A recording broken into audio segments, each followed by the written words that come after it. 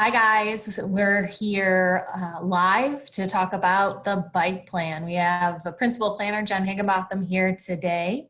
I'm going to talk a little bit about what the MPO is. Oftentimes people are like, what is it exactly? So I want to take a few minutes and just talk about the MPO, and then I'll kick it over to Jen and she will talk to you about the bike plan.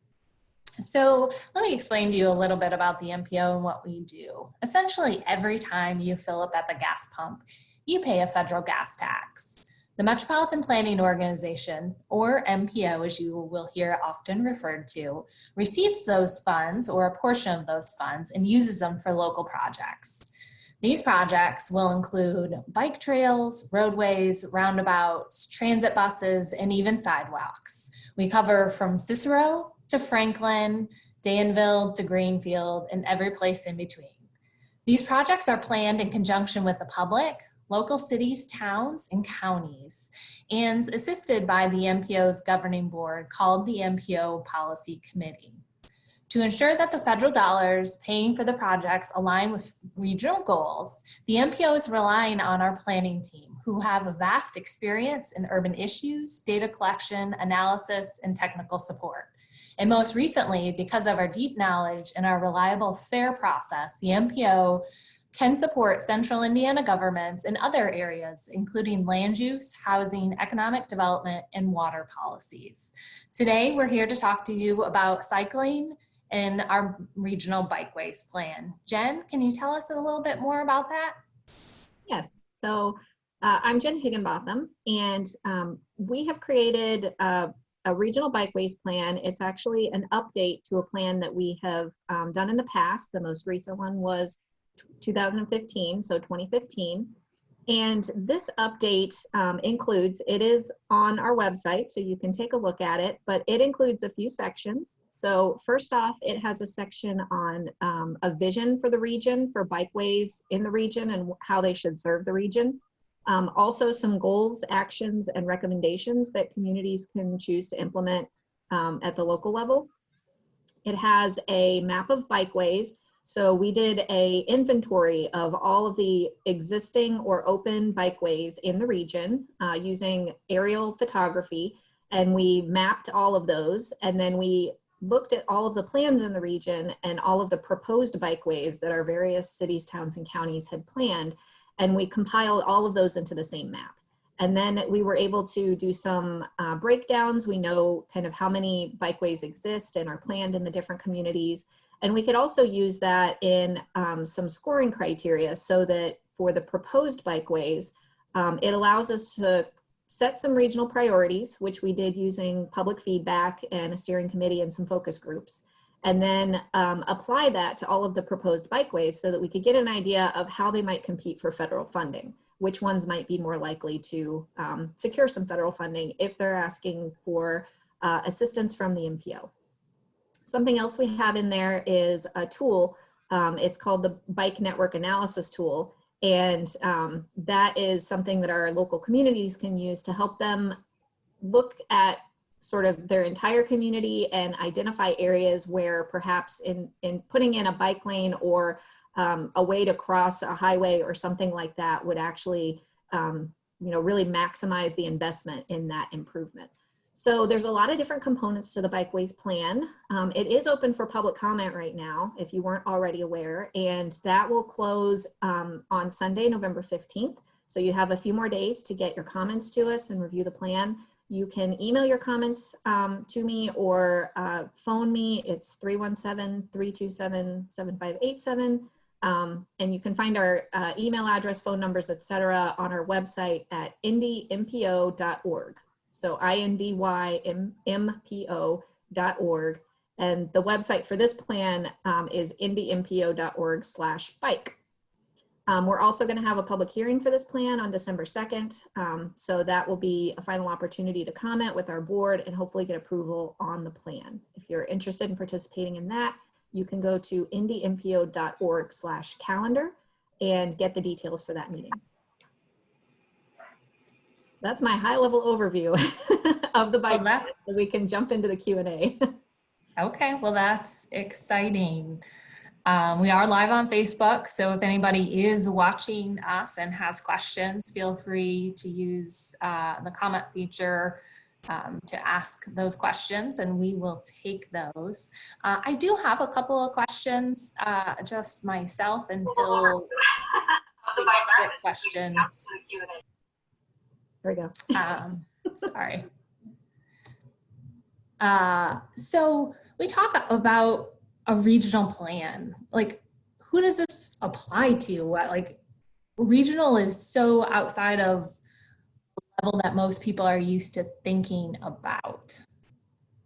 So our region is about 1.5 million people. It's all of Marion County and parts of 7 of the counties adjacent to Marion County, all of them except Madison. And what we did to try to do a bike plan at the regional level, a lot of times when you're doing a local bikeways plan or a bike and pedestrian plan, it's called a lot of different things in different places. What you're trying to do is look at your community and figure out where people want to go on bikes, where you can fit in bikeways, and then you're putting lines on a map so that you can propose where bikeways should be built. And when I say bikeways, for our purposes, when we talk about the regional bikeways plan, we're talking about fixed infrastructure. So whether that's just paint from like a separated bikeway, like bike lanes on the street that have painted separation from the cars, or whether it's what we call a protected bikeway, which has bollards or like those concrete posts that separate the bikeway from the car, or if it's a multi-use side path. So a lot of our communities have been building side paths that are for both bikes and pedestrians. So when a local community is doing a plan, you're trying to figure out where those should be built. What we did at the regional level, because we don't have all of the insight that every single one of our over 35 cities, towns, and counties has into what they need, we looked at all of the plans that we could find in the region that talked about where they wanted their bikeways. So this included comprehensive plans or bike and ped plans, whatever we found. And that is where we pulled all of those facilities. And then when we were trying to come up with priorities for how those might be built when you're looking at the regional level, we're trying to look at regional priorities. So we did a survey with the public from all over the region, but each individual community might have its own local priorities. You might think that you should be prioritizing different things than what we put in this plan, and that's okay. But this plan is meant to be a regional level plan, and so that's what we put together. Okay. So why did we create this plan? So we created this plan. It can be used for a number of different things. First off, it's really hard to make assumptions about what's happening in your community unless you have data to go by. And so one of the big components of this plan was that mapping activity, where we put all of the lines on the map so that we could see a big comprehensive view of what's happening at the regional level. A lot of communities don't often even take a look at what's happening at their borders. There may be a couple of cities or towns that are adjacent to each other, and they don't often pay attention to what's happening in the next town over, so that you can maybe connect a couple of bikeways together and have a facility that people can go much further on. And so this is a resource that can be used in that way. You can see what's happening in the entire region and not just in your own community without having to go to all the effort of pulling out every individual plan. It also gives us some data. We can see how fast bikeways are being added in the region and where they're being added. And, you know, it also just opens lines of communication so we can all talk to each other about what's happening in bikeway development. Okay. I feel like I saw, even with advertising this on Facebook, I feel like I saw some stats from the last time we did the bike plan. Do you have any of those available? Yes. Actually, if you give me 1 second to bring this up, I can show you what's in the plan, which is we have a whole chapter that talks about how much bikeways were added, where they were added, each individual community and how much they have and how much they're proposing. This is an overview graphic. It's for the 2020 bike plan as compared to the 2015 bike plan, where we also had an inventory of how many open facilities there were in the region. So since 2015, our open bikeways has gone up by 54.6%. and the number of proposed bikeways has gone up by 32%. And that's actually mileage. So the mileage of open bikeways has gone up by half. So I don't have the mileage in front of me here, but it's quite a bit. Currently in the region, we have 972 miles of open bikeways. And like I said, that's bike lanes, side paths, and trails.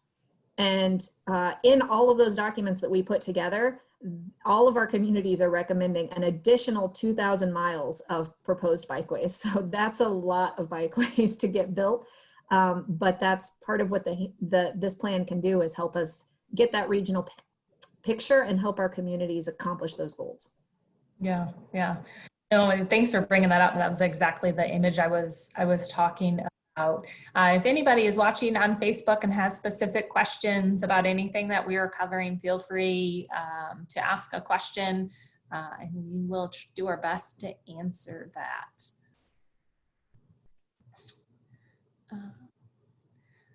So ultimately, how do we plan to use this Bikeways plan that you're putting together? So we will use it in a couple of ways. One is we could look at it in terms of connectivity in the region. We have performance measures that are established for all MPOs all over the country. They have to establish performance measures. We've chosen a few performance measures, which essentially is just a fancy way of saying a metric that we measure every year to see how things are changing in our built environment. And so we have some performance measures that look at the connected bikeway network. And when we say the connected bikeway network, we're not just talking about an individual bikeway that gets you from point A to point B. We're talking about where they kind of overlap and it creates a whole network where you can go from here to here and, you know, all over the place.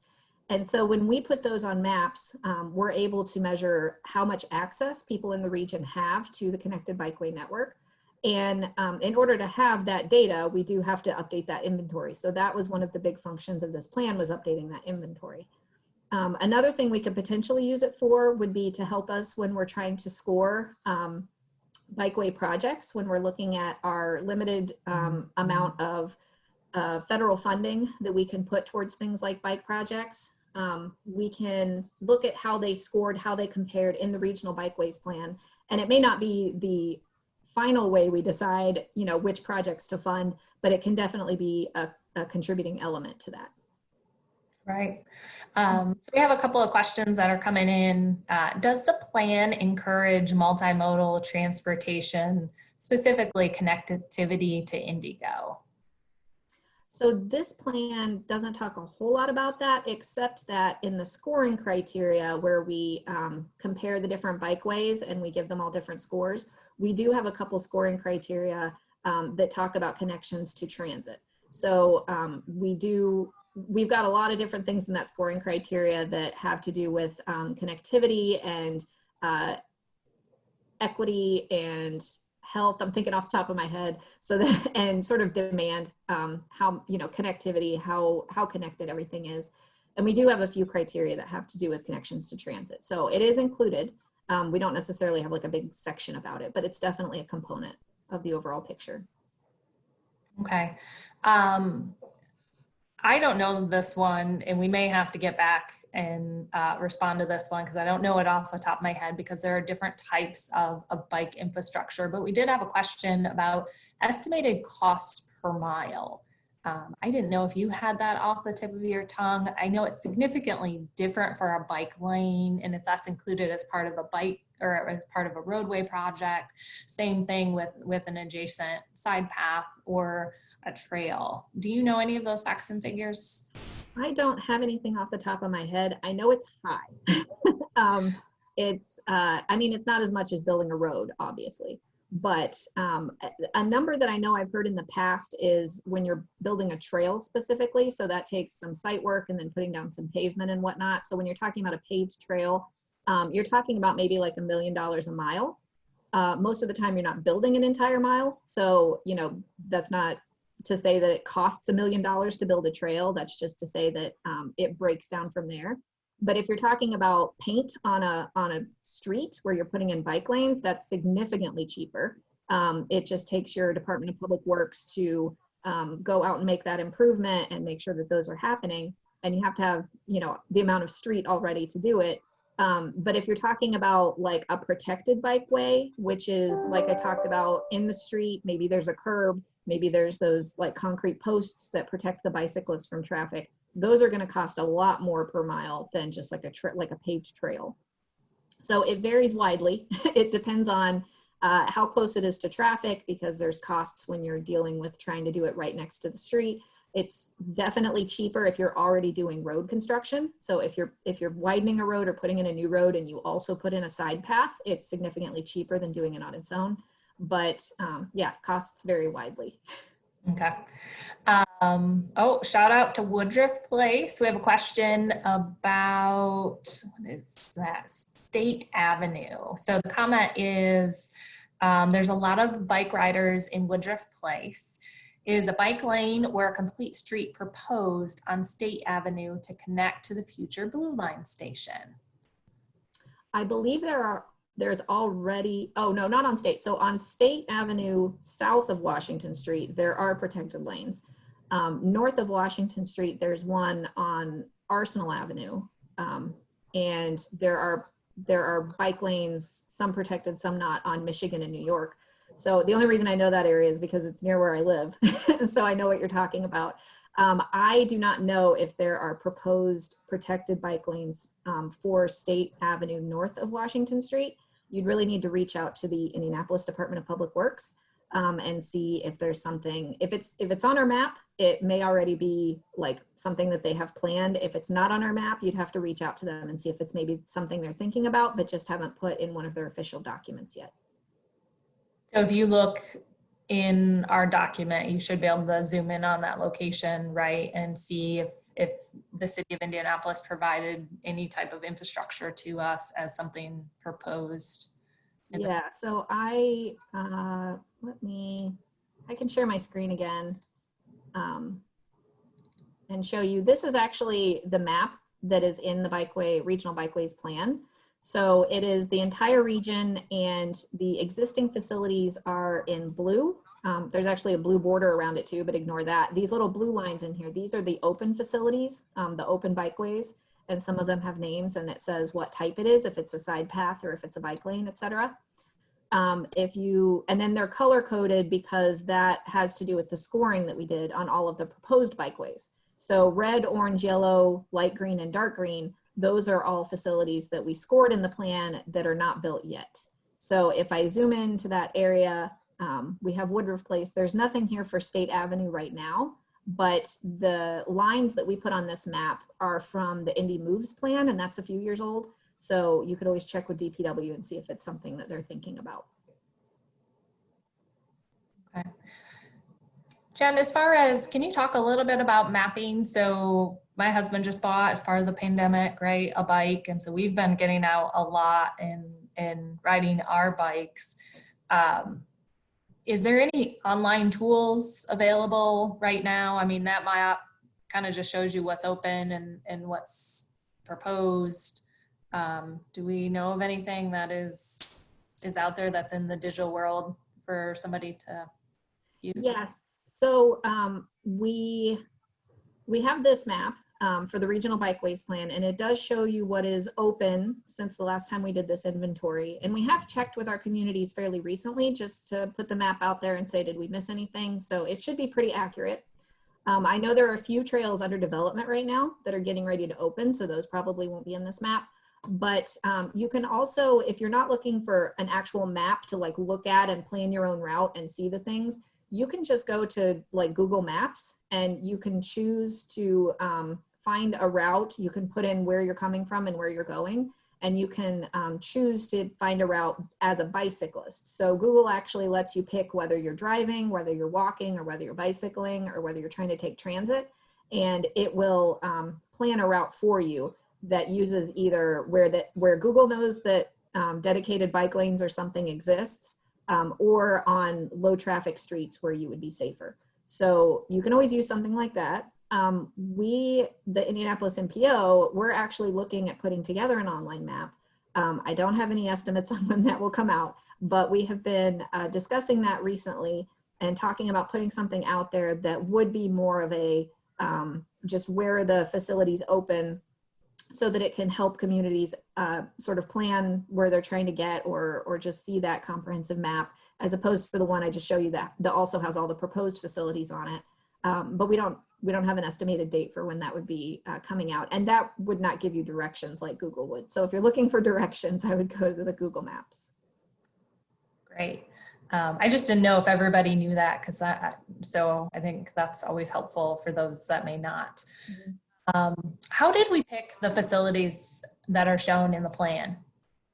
So as I mentioned before, we didn't actually put any proposed facilities on the map ourselves. As a regional organization, we really try to look to our local communities for that like specific local on the ground knowledge. They know where their residents are trying to get to, and where the dangerous areas are. So maybe they need to put in some protected facilities. So we really just looked at all of the plans that were available to us when we were putting the lines on the map. There are some gaps you'll see in the map. There are definitely some communities that don't have many or any lines on the map for proposed facilities. That's likely due to the fact that they either don't have a plan for proposed future bikeways, or possibly that they only had a couple of facilities identified in like their community's comprehensive plan or something. So maybe they just haven't devoted a specific planning effort to bikeways yet, and therefore there just weren't a lot of lines to map for that community. Okay. So you talked a little bit about project scoring, right? You showed the map. There was some different colors on that map. How did we go about scoring projects? So let me bring up here. I'll just share my screen so you can see what I'm doing. Okay. But I have the Bikeways plan up here, and we can zip through that and find the section where it talked about scoring. So what we did here was we took the scoring actually from the previous bike plan. So in 2015, there was quite an effort done to come up with these different criteria and figure out what kind of points should be associated with the criteria. And there was a lot of effort made toward that. This time around, we used mostly the same criteria, but we did put a public survey out. This was last summer, and we asked people to tell us what their priorities were for regional bikeways. And it was different in some different communities, and we got some varied answers. And we also used our steering committee, which was representatives from different communities all over the region and different organizations. So we even have some dedicated biking organizations that were represented on that committee, as well as focus groups from 4 of our counties. And we were able to sort of update this scoring into what the most recent regional priorities are. And then it continues to be broken down into 4 themes, which you can see on the left: regionalism, economic opportunity, connectivity, and equity.